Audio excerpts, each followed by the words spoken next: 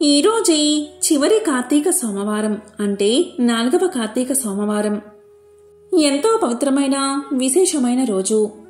ఈ కథను విన్నా, చదివినా, చెప్పినా, వినిపించినా జన్మల పాపాలు తొలగి కోటి జన్మల పుణ్యం వస్తుంది, సకల శుభాలు కలుగుతాయి. మరి ఆ కథ ఏంటో ఇప్పుడు ఈ వీడియోలో తెలుసుకుందాం. ఈ కథ శివ మహాపురాణంలోనిది. పూర్వం దేవగిరి అని పర్వతరాజ సమీపంలో భరద్వాజ గోత్రికుడు, వేదశాస్త్ర పారంగతుడు, నిత్యాగ్నిహోత్రి, బ్రహ్మవేత్త, శివర్చనాశీలుడు అయిన సుదర్శనుడు అనే బ్రాహ్మణుడు ఉండేవాడు. అతని భార్య పేరు సుదేహ. ఆమె కూడా శివభక్తి తత్పరురాలు, సుగుణాల రాశి. వారికి ఎంతకాలం గడిచినా సంతానం కలగలేదు. స్త్రీ సహజమైన మాతృ ప్రేమ చేత సంతానం కోసం పరితపిస్తూ ఉండేది సుదేహ. వేదాంతి అయిన భర్త ఇలా పలికాడు: ఓసి వెరిదానా, ఎవరికెవరు లోకంలో పిల్లలగల వారి పాట్లు చూస్తున్నాం కదా. పుత్రుడి వల్లనే ఉత్తమగతులు కలుగుతాయి అనేది కల్లా. మనం చేసుకున్న కర్మలే ఇహంలో సుఖదుఖాలకు, పరంలో ఉత్తమ లోకాలకు కారణం అవుతాయి. మానవ సంబంధాలు రుణానుబంధాలే కాని ఇతరమేమీ కావు. 9 పుత్రులను కన్న గాంధారి ధృతరాష్ట్రులు చివరకు పరాధీనులై భీముని మర్మగాత వచనాలను సహించలేక అడవిలికి పోయి అక్కడ దావానలంలో చిక్కుకుని మరణించారు. దశరథ మహారాజు అంత్యకాల ఘట్టం నీవు విన్నావు కదా. సంతానం లేక పరితపించి పుత్ర కామేష్టి చేసి 9 కొడుకులను కని అంత్యకాలంలో చెంత ఒక్క కొడుకు కూడా లేకపోవడంతో బెంగతో మరణించాడు. పాండవులకు సంతానం కలిగిన వారు అశ్వత్థామ చేతిలో హతులు కాగా చివరకు వారికి పుత్ర శోకమే మిగిలింది. శ్రీకృష్ణుడి అనుగ్రహంచే ఒక్క నలుసు మిగిలాడు. మూలాల్లోకి వెళ్లి తరచి చూస్తే మానవ జీవితం ఇసుక పునాది మీద కట్టిన ఇల్లు వంటిది. ఎప్పుడు కూలుతుందో ఎవరికీ తెలియదు. నీవు కూడా విద్యావంతురాలివే కదా. రామాయణం మొత్తానికి శ్రీరామచంద్రుడు, భారతం మొత్తానికి భీష్ముడు తప్ప తల్లిదండ్రుల యందు భక్తి ప్రపత్తులు చూపిన తనయులు ఉన్నారంటావా చెప్పు. ఇంతకీ ఈశ్వర సంకల్పం ఎలా ఉందో అంటూ సాంత్వన వచనాలు పలికి ఓదార్చేవాడు. ఆ దంపతులు సంతానం కొరకు చేసిన ప్రయత్నాలన్నీ వ్యర్థం కాగా ఒక రోజున సుదేహ ముఖ్యంగా పుత్ర సంతాన కాంక్షను అతిక్రమించలేక భర్తను ద్వితీయ వివాహానికి ప్రోత్సహించింది. దానివల్ల వచ్చే అనర్థాలను సుధర్ముడు ఆమెకు ఎన్నో విధాలా చెప్పి చూశాడు. కాని అవి ఆమె చెవికి ఎక్కలేదు. భార్య ప్రోత్సాహంతో ఆమెకు స్వయంగా చెల్లెలు అయిన గస్మా అనే కన్యను సుధర్ముడు యథాశాస్త్రీయంగా వివాహం చేసుకుని కాపురానికి తీసుకొచ్చాడు. ఆమె కూడా తీవ్రమైన శివభక్తి తత్పరాలు కనుక ఆ ముగ్గురు నిత్యం శివారాధనలో మునిగి తేలుతూ శివుని కథల్నే చెప్పుకుంటూ నృత్య, గీత, వినోదాలతో పొద్దు పుచ్చుతూ సంతోషంతో కాలక్షేపం చేసుకుంటూ వచ్చారు. ప్రతి నిత్యం పార్థివ లింగార్చన అనంతరం ఆ నిర్మాల్యాన్ని గస్మ సమీపమందున్న చెరువులో విసర్జిస్తూ వచ్చింది. ఇలా కొంతకాలం గడవగా శంకర అనుగ్రహించే గస్మ నెలతప్పింది. ఆమెకు అక్కగారైన సుదేహ దాసిదానికంటే ఎక్కువగా సేవలు చేస్తూ వచ్చింది. క్రమంగా గర్భం వృద్ధి చెంది నెలలు నిండగా ఒక శుభలగ్నంలో సౌభాగ్య రేఖావళియుక్తుడు తేజస్శాలి అయిన కుమారుని కన్నది గస్మ. చంద్రోదయానికి పాలసముద్రం ఉప్పొంగినట్లు పుత్రోదయంతో కుటుంబ సభ్యులు, బంధువులు, ఇరుగు పొరుగు వారు అందరూ ఉప్పొంగిపోయారు. ఉయ్యాల తొట్టెలోని బాలుడి బోసినవ్వులకు ఇంట్లోని వారంతా ఇంతెంత అనరాని ఆనందాన్ని పొందారు. బాలుడు పెరిగి పెద్దవాడవుతున్నాడు. అతి చంచలమైన మనసు యొక్క వ్యాపారం కోతి చేష్టల వంటిది కదా. దేనిమీదకు దూకుతుందో తెలియదు. ద్వేషం అనేది బుద్ధికి పుట్టిన కుష్టు వంటిది. బాలుడు పెరిగి పెద్దవాడయ్యే కొలది సుదేహ మనసులో ద్వేషం కూడా అధికం కాజొచ్చింది. అంతవరకు శీతల ప్రసన్నంగా ఉన్న ఆమె హృదయం ద్వేషాగ్ని జ్వాలలతో కొలిమి తిత్తిలా మండొచ్చింది. కాలం గడుస్తుంది. కుమారుడికి యుక్త వయసు వచ్చింది. అనుకూలవతి అయిన కన్యతో వివాహాన్ని జరిపించారు. నూతన వధూవరులు సుదేహను అన్ని విధాలా అత్తగారి వల్లే ఆదరిస్తూ వచ్చారు. అయినా ఆమె ద్వేషం చల్లారలేదు. అంతఃకరణ మాలిన్యం తొలగలేదు. దుష్టులైన వారికి కార్యాకార్య విచారణ, ఉచితానుచిత వివేకం ఉండవు కదా. మానవుల్లో కూడా తామస గుణాధిక్యత కలిగి జీవించే మనుషులు సత్వగుణాధిక్యత గల తాపసులను బాధించి తాము ఆనందాన్ని పొందుతారు. సుదేహ మనసులో ద్వేషం రోజురోజుకు అధికం కాజొచ్చింది. అణుచుకోలేకపోయింది. వివేకాన్ని కోల్పోయింది. నేత్రరోగి సూర్యకాంతిని చూసి ఓర్వలేనట్టు రతి మన్మధుల వలె ఉన్న ఆ నూతన దంపతులను చూసి కళ్ళల్లో నిప్పులు పోసుకుంది. ముఖ్యంగా సుబ్రహ్మణ్య స్వామిలా ఉన్న గస్మ కుమారుణ్ణి కడతేరిస్తే తప్ప తనకు మనశ్శాంతి ఉండదని నిశ్చయించుకుని ఒక నిశీదిలో మాయోపాయంచే కడతేర్చి శవాన్ని చెరువులో పారవేసి ఏమీ ఎరగని దానివలే ఇంటికి వచ్చి పడుకుంది.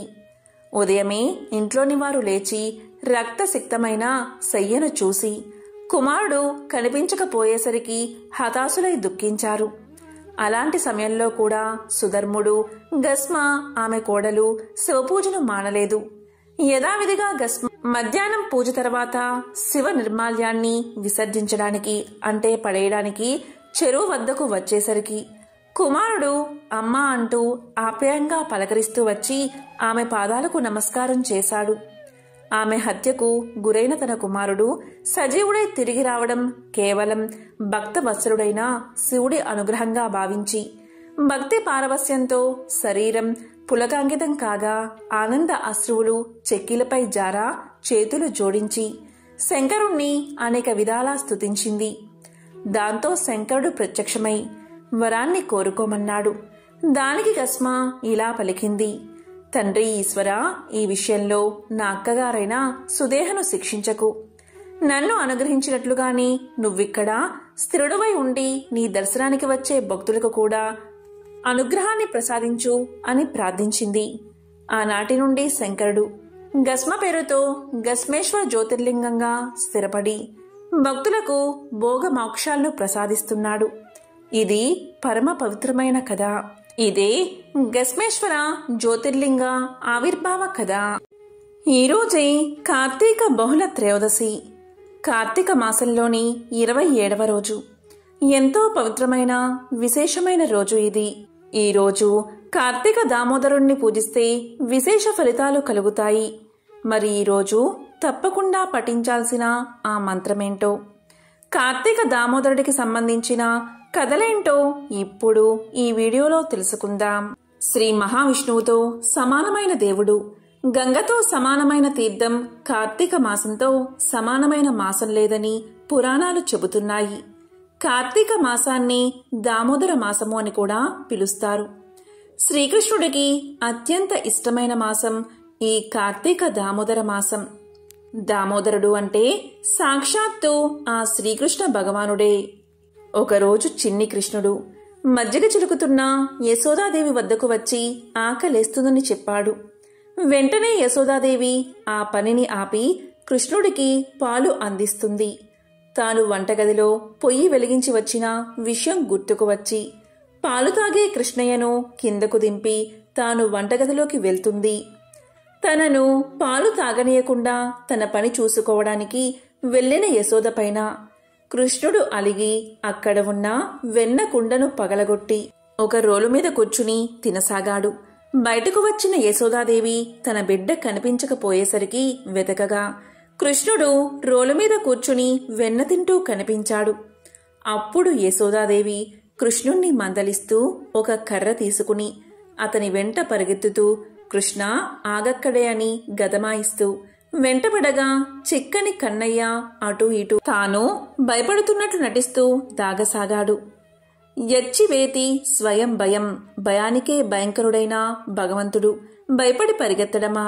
మహామహాయోగుల తపస్సులు సాధనల చేత కూడా వెంటపడి పట్టుకోలేని తన ముద్దుల పట్టిని పట్టాలనే పట్టుదలతో వెంట పరిగెత్తిన యశోదమ్మ ఎంత పుణ్యాత్మురాలు! యశోదమ్మ పరిగెత్తి పరిగెత్తి అలసిపోయింది కాని కన్నయ్యను పట్టలేకపోయింది. ఎందుకని వెనుక ఉండడం వల్ల యశోద భగవంతుడి వెన్ను మాత్రమే చూస్తూ దివ్యమంగళ ముఖపద్మాన్ని చూడలేకుండా ఉంది. విష్ణువుకు వక్షస్థలం ధర్మం, వీపు అధర్మం. అధర్మం వెంట పడేవారు పరమాత్మను పట్టలేరు. మన భక్తి కూడా ధర్మానికి అనుకూలంగానే ఉండాలి. అదీ కాక యశోదమ్మ చేతిలో దండించడానికి బెత్తం కూడా ఉన్నది. ఆ బెత్తం అనేది ఆయన్ని లొంగదీగలను అనే అహంకారానికి చిహ్నం. అహంకారంతో కూడిన భక్తి ఎప్పుడూ ఫలించదు. ఈ విషయం మనకు మన ఇతిహాసాలు అనేకం చెబుతాయి. శ్రీమన్నారాయణుడు అహంకారానికి ఆమడ దూరంలో ఉంటాడు. అందుకే యశోదమ్మ ఎంత వెంటపడ్డా ఆయన్ని పట్టుకోలేకపోయింది.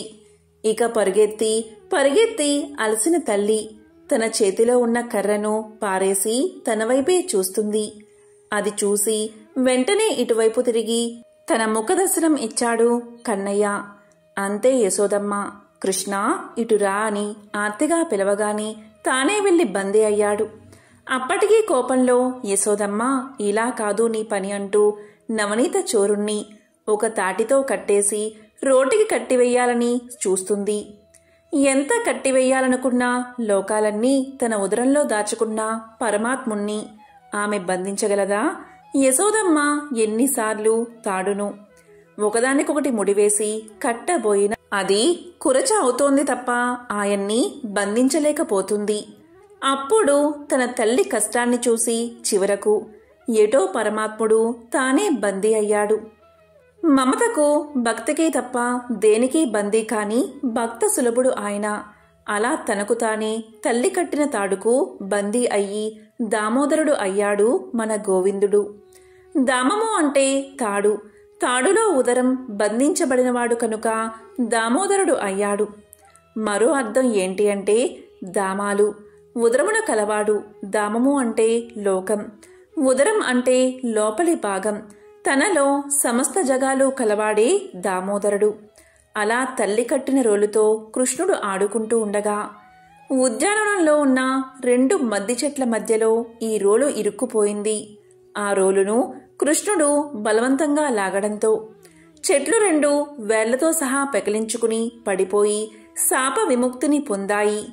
ఇంతకీ శాప విమోచనం కలిగిన వారు ఎవరు అంటే కుబేరుడి కుమారులైన నలకుబేర, మణిభద్రలు. నమామీశ్వరం సచ్చిదానంద రూపం లసత్కుండలం గోకులే అంటూ స్తోత్రం చేశారు. నలకుబేర, మణిభద్రలు ఇలా తెలియచేశారు.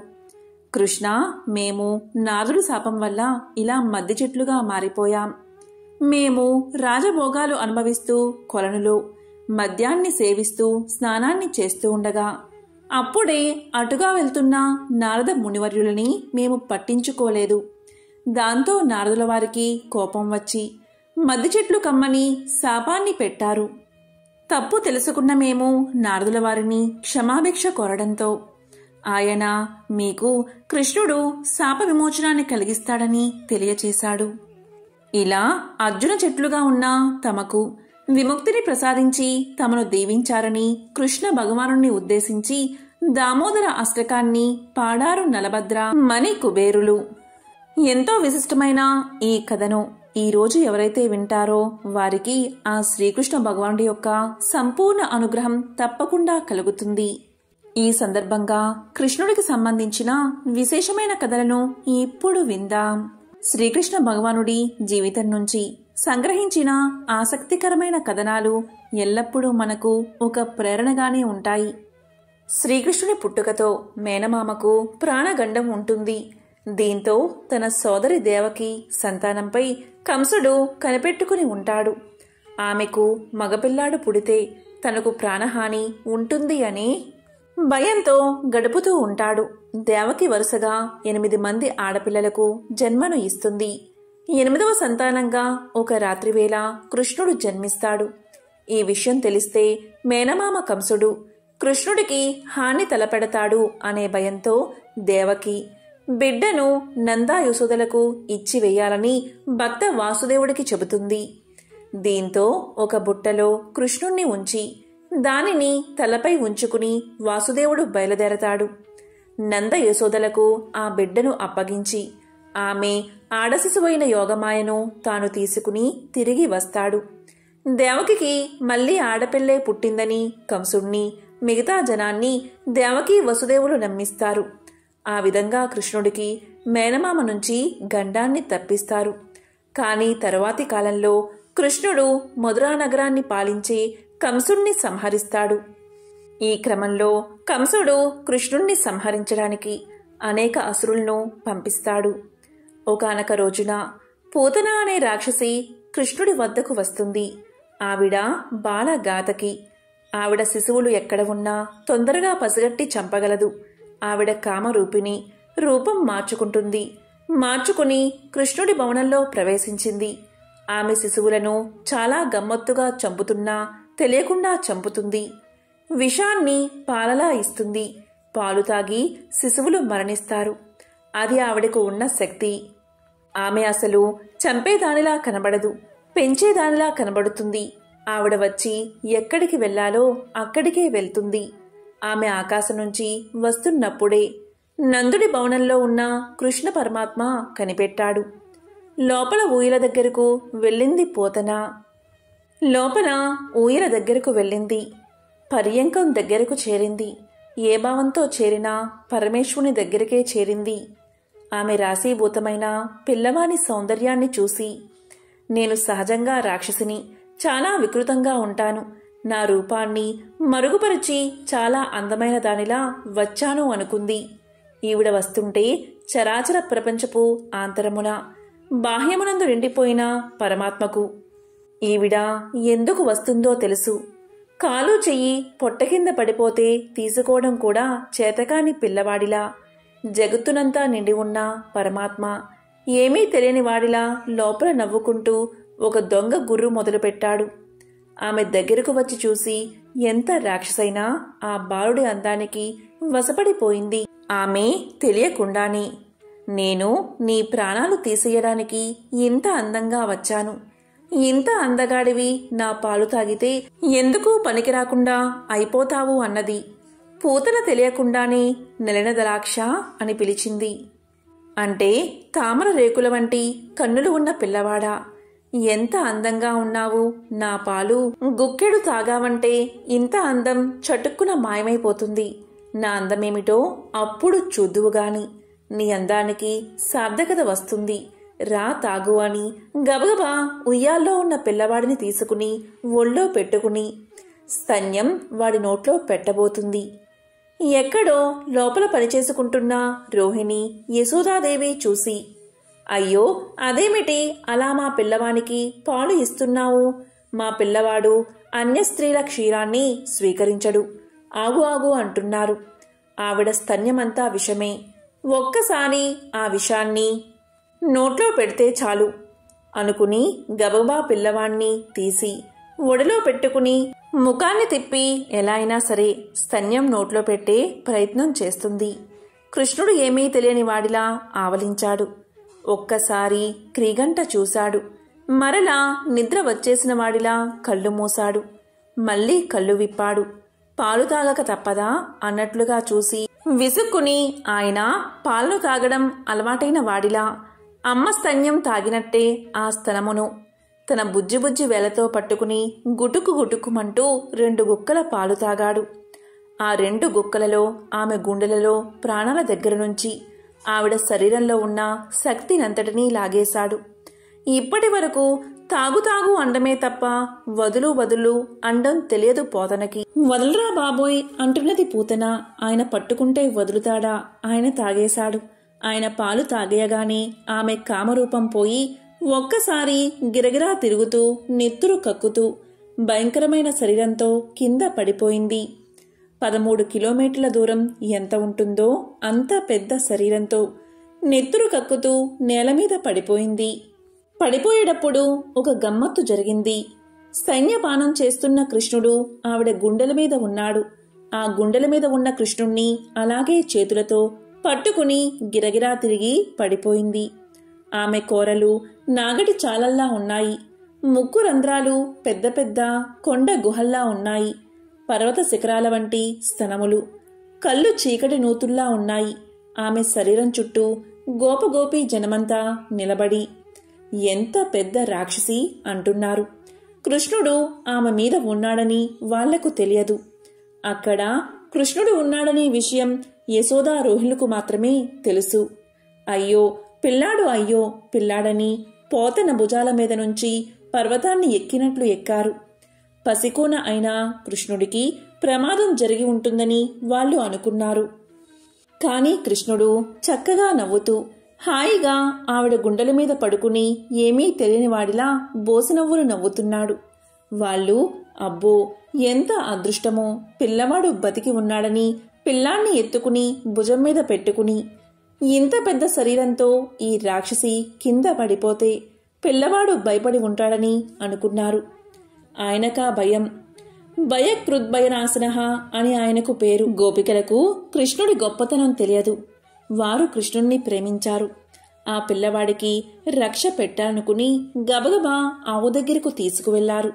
ఆవు తోక పిల్లవాడి చుట్టూ తిప్పి ఆవు మూత్రం ఆయన మీద చల్లి, నీ శిరస్సును కేశవుడు రక్షించుగాక, కంఠాన్ని హృషీకేశుడు రక్షించుగాక, హృదయాన్ని వామనుడు రక్షించుగాక, గర్భాన్ని మాధవుడు రక్షించుగాక, తొడలను ముకుందుడు రక్షించుగాక అంటూ పరమాత్మ 12 నామాలు పెట్టి బాలుడి శరీరంలోని ప్రధానమైన అంగాలకు పేడపూస్తూ రక్ష పెట్టారు. ఏమి భక్తిరా వీళ్ళది అని ఆయన మనసులోనే నవ్వుకున్నాడు. ఇది రాక్షసి పూతన వృత్తాంతం. కృష్ణుడికి సంబంధించిన మరొక కథను ఇప్పుడు తెలుసుకుందాం. అదే సకటాసుర సంహారం. కృష్ణుడి బాల్యంలో ఎంతో మంది రాక్షసులను సంహరించాడు. వారిలో సకటాసురుడు కూడా ఒకడు. ఈ సకటాసురుడు ఎవడు అంటే, గత జన్మలో హిరణ్యలోచనుడి కుమారుడు ఉత్కచుడే ఈ సకటాసురుడు. సహజ రాక్షస గుణాలతో ఉత్కచుడు వినాశానికి పాల్పడేవాడు. ఒకనాడు లోమస మహర్షి ఆశ్రమంలోకి ప్రవేశించి అనేక వృక్షాలను కూకటి వేళ్లతో పెకలించి వేశాడు.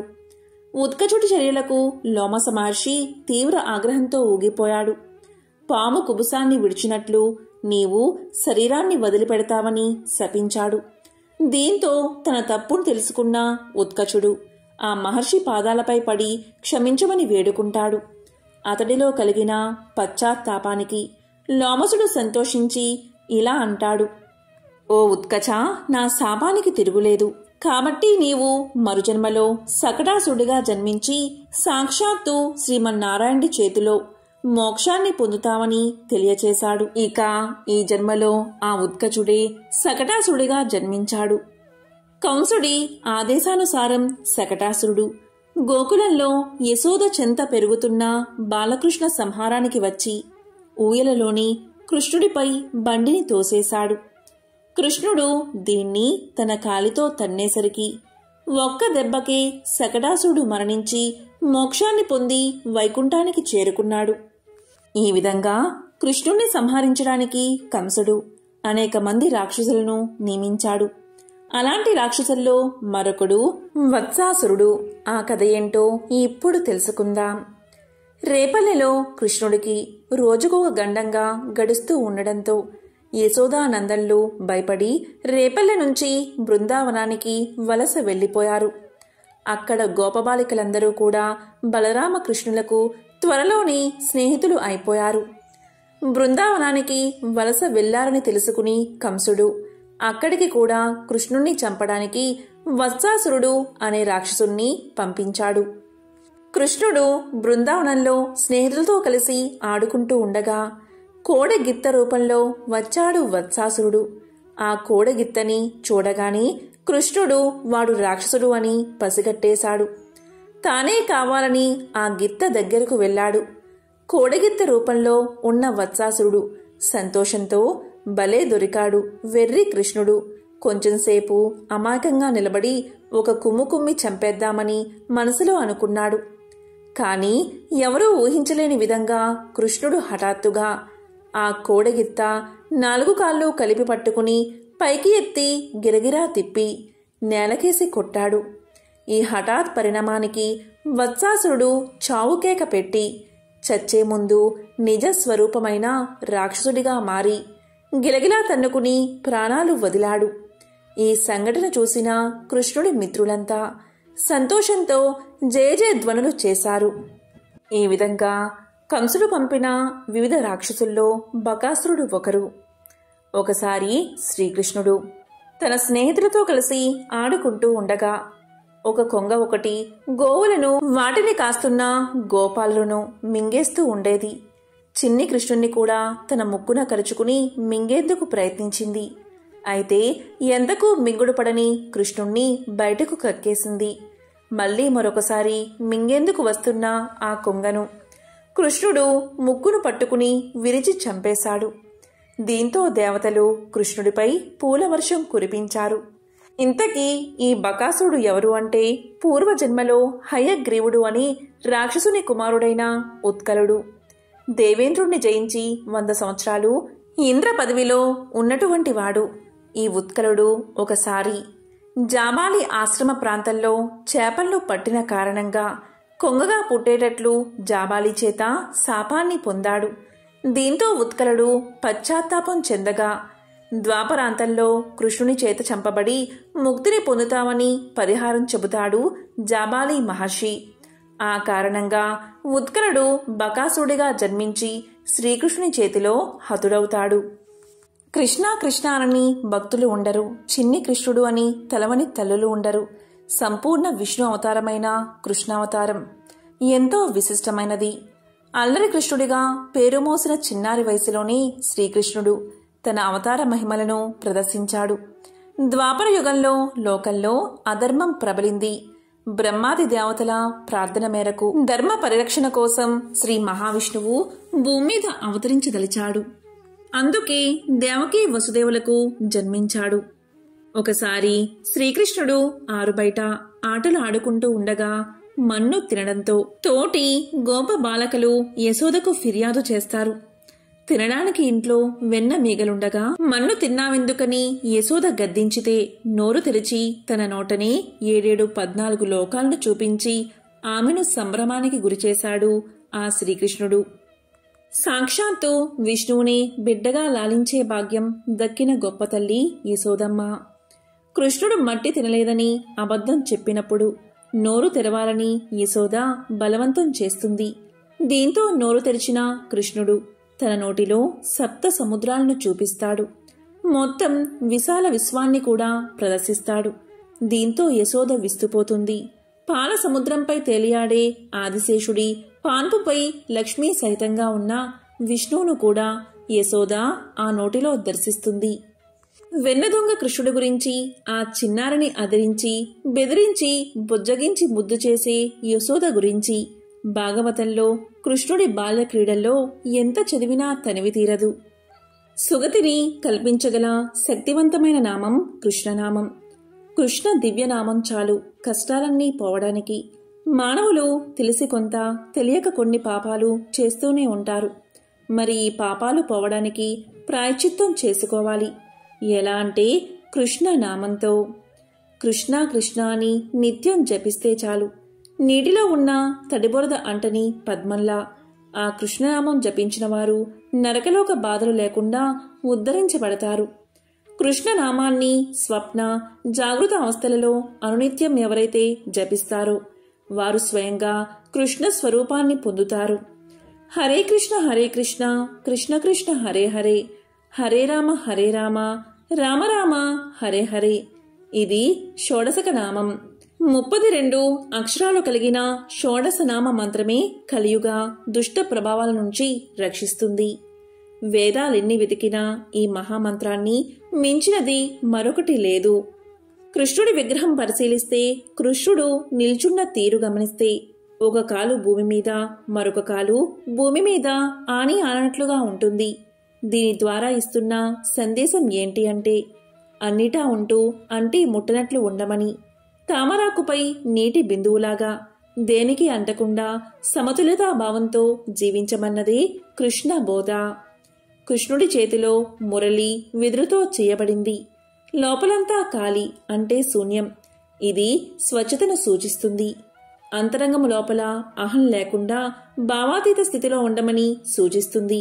అలాగే మురళిలోని 7 రంధ్రాలు మనలోని 7 చక్రాలకు సూచన. కృష్ణుడు అందరిలో ఉన్న ఆత్మస్వరూపుడు. ఏ అహం లేని స్వచ్ఛమైన అంతరంగం వేణువు. ఆ వేణువులో తిరగాడే గాలే ప్రాణవాయువు. కృష్ణుడు ఎక్కువగా మురళిని వాయిస్తూ, నాట్యం చేస్తూ, ఆటలాడుతూ జీవితాన్ని అలవోకగా ఆహ్లాదంగా గడుపుతున్నట్లు కనిపించడంలో మానవులు కూడా ఎప్పుడూ పరమ ఆనందంలోనే ఉండాలని సూచన ఉంది.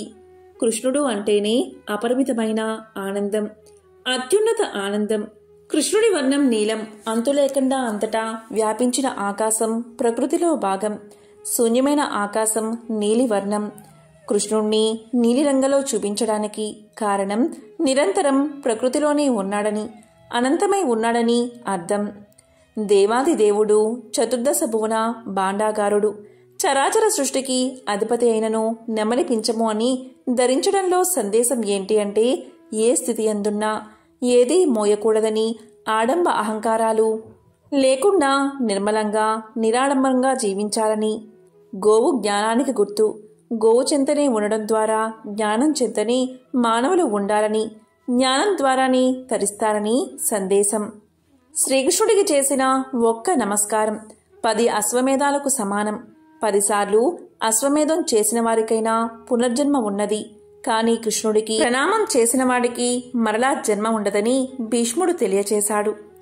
సర్వశత్రువులను నశింపచేసేది, ఉపనిషత్త ద్వాక్యాలచే పూజించబడినది, సంసారం నుండి విడిపించేది, అజ్ఞాన అంధకారాన్ని తొలగించేది, సమస్త ఐశ్వర్యాన్ని చేకూర్చేది, ప్రాపంచిక దుఃఖమనడి విషసర్ప కాటుకు గురైన వారిని రక్షించేది, ఈ జగత్తులో జన్మ సాఫల్యాన్ని చేకూర్చేది కృష్ణ మంత్రమే. జేతు జేతు దేవో దేవకీ నందనోయం. జైతు జైతు కృష్ణో వృష్టివంశ ప్రదీపః. జైతు జైతు మేఘశ్యామలః కోమలాంగో. జైతు జైతు పృథ్వీభారనాశో ముకుందః. ఓ దేవకీ నందన, ఓ వృష్టివంశ మంగళ దీపమా, సుకుమార శరీరుడా, మేఘశ్యామ, భూభారనాశక ముకుంద, నీకు సర్వదా జయముగుగాక. కార్తీక మాసంలోని ఈ 27వ రోజు తప్పకుండా పఠించాల్సిన మంత్రం ఏంటి అంటే, ఓం శ్రీ భూ తులసి దాత్రీ సమేత కార్తీక దామోదరాయ స్వాహ. ఓం శ్రీ భూ తులసి దాత్రీ సమేత కార్తీక దామోదరాయ స్వాహ. ఈరోజు ఉల్లి, ఉసిరి, వంకాయ అస్సలు తినకూడదు. అదేవిధంగా ఈరోజు ఉసిరి, వెండి, బంగారం, ధనం, దీపాలు దానం చేస్తే ఎంతో మంచిది. ఈరోజు ఉపవాసాన్ని పాటించడం వల్ల మహాయోగం, రాజభోగం, మోక్షసిద్ధి కలుగుతాయి. ఎంతో పవిత్రమైన విశిష్టమైన ఈ కార్తీక మాసంలోని 27వ రోజు శ్రీ దామోదరుడికి సంబంధించిన అంటే కృష్ణుడికి సంబంధించిన ఈ కథలను విన్నా, చదివినా, చెప్పినా, వినిపించినా సకల శుభాలు కలుగుతాయి. జన్మల దోషాలు తొలగి కోటి జన్మల పుణ్యం వస్తుంది. ఓం శ్రీకృష్ణ పరబ్రహ్మణే నమః. ఓం నమః శివాయ. ఓం నమో నారాయణాయ.